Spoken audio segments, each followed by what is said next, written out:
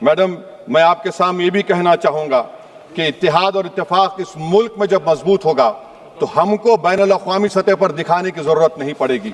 मैं आपकी तरफ से हुकूमत से चंद सवालात करना चाहूंगा कि वजीर आजम ने कहा कि खून और पानी एक साथ नहीं बह सकते, आतंकवाद और बातचीत एक साथ नहीं हो सकती।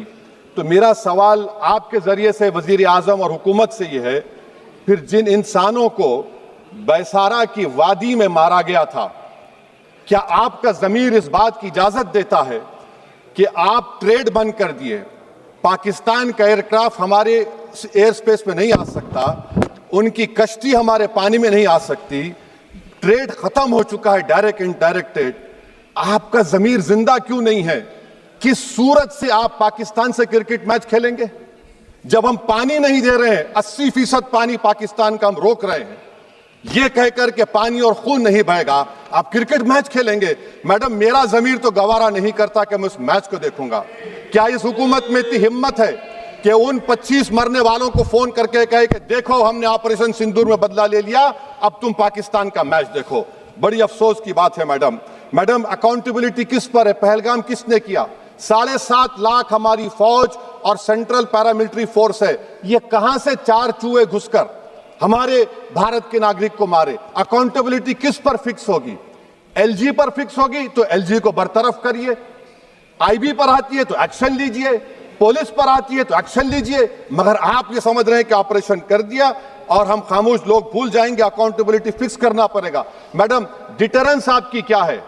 आपने सर्जिकल स्ट्राइक किया, आपने बालाकोट किया, फिर ये पहलगाम हुआ, तो आपकी डिटरेंस की पॉलिसी नाकाम साबित हुई, कश्मीर की पॉलिसी नाकाम साबित हुई, 370 हटा दिया आपने एक रियासत को यूटी बना दिया और उसके बावजूद भी दहशतगर्द वहां पर पहुंच गए। तो और अफसोस मुझे इस बात का होता है मैडम कि पाकिस्तान को हम जानते हैं, पाकिस्तान और इजराइल इस पूरी दुनिया में एक फेल्ड स्टेट है, और पाकिस्तान के आर्मी चीफ को, जिससे हमारे स्ट्रेटेजिक रिलेशनशिप, इसको अपना दोस्त कहते हैं, उस देश का प्रेसिडेंट उस शख्स को बुलाकर खाना खिलाता है अपने साथ जिसके भाषण से हमारे लोग मारे गए थे। तो क्या आपकी खर्जा पॉलिसी कामयाब हुई? आप देख लीजिए। अच्छा, हमारे देश में एक ऐसी तंजीम है जिसका वजूद नफरत की बुनियाद पर और मजहबी अज़बियत को फैलाने के लिए बनाया गया, उनको तकलीफ है सेकुलरिज्म से, सोशलिज्म से, मगर हमारे संविधान के प्रियम्बल में लफ्ज सॉवरेन है। सॉवरेन का मतलब यह है कि हम खुद मुख्तार हैं, हम हाकिम आला हैं, हम अपने मुल्क के मुकद्दर का फैसला करेंगे। एक गोरा व्हाइट हाउस में बैठकर भारत की सीज़फायर का ऐलान करेगा, यह आपका नेशनलिज्म है? अफसोस होता है मुझे सर। मैडम, मैं आपसे पूछना चाह रहा हूं कि अगर एक चचा सैम ऐलान कर रहे हैं तो हमारी फौज पर क्या असर पड़ा होगा? हमारे उन पायलटों पर क्या असर पड़ेगा जो नहीं मालूम कितनी ऊपर आसमानों पर भारत की हिफाजत कर रहे हैं? वो नेवी का सिपाही जो समंदर में खड़ा हुआ है, उसको यह नहीं मालूम हो रहा है कि मेरा प्रधानमंत्री ऐलान नहीं किया, एक गोरे ने ऐलान किया। बड़ा ये आपके कैसा होगा ये? मैडम, मेरा सवाल हुकूमत से यह भी है कि हम कोई एडवर्सेरियल कंट्री नहीं है अमेरिका के लिए, हम दोस्त हैं, स्ट्रेटेजिक रिलेशनशिप है, क्या क्या एग्रीमेंट हमने साइन नहीं किया, तो क्या ये दोस्ती निभा रहे हैं? मैडम, मैं हिस्टोरिकल एग्जांपल दे रहा हूं, क्रुश्चेव और टीटो। क्रुश्चेव ने दबाव डाला, टीटो ने कहा मैं नहीं मानता, मैं नैम ज्वाइन करूंगा। मैडम, फ्रांस और यूएसए, डिगोल को जब यूएसए ने दबाव डाला तो डिगोल ने कहा कि तुम दोस्त हो मगर हमारी खारिजा पॉलिसी आजाद ना है।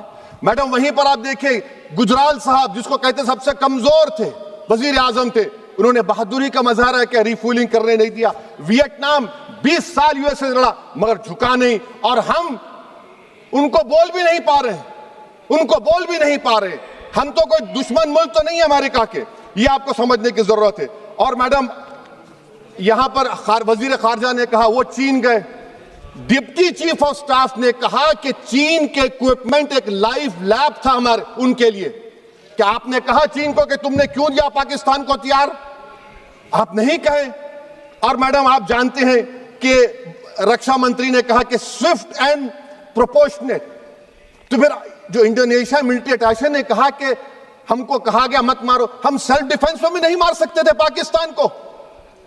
और अगर आप ट्रंप के बयान को गलत कह रहे हैं कि 5 एयरक्राफ्ट नहीं गिरे, मैं यकीन करता हूं आपकी बात का, आप हमारे पायलट्स को कमेंट करिए ना, हमारे पायलट्स को कमेंट करिए कि हम अपने पायलट्स की तारीफ करते हैं, आप वो भी नहीं करना चाहते।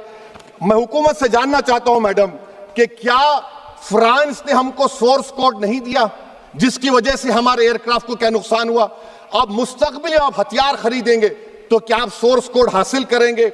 और मैडम मैं आपको बताना चाह रहा हूं, मेरे सवाल का जवाब हुकूमत दे। हमारे पास सैंक्शन जो स्क्वाड्रन है 42 है, 60 साल के बाद सिर्फ 29 काम कर रहे हैं। पाकिस्तान के पास 25 हैं, चीन के पास 50 से ज्यादा हैं। 11 साल से आप सरकार में हैं, सबमरीन नहीं है, थर्ड एयरक्राफ्ट कैरियर कहां पर है आप बताइए। और मैडम FATF में लाना पड़ेगा आपको। अगर आप विश्व गुरु हैं तो हम आपको चैलेंज कर रहे हैं, आप G7 के कंट्रीज को, GCC को और चचा सैम को राजी कराइए कि पाकिस्तान को, मैडम खत्म कर रहा हूं, FATF में दोबारा लाया जाए। मैडम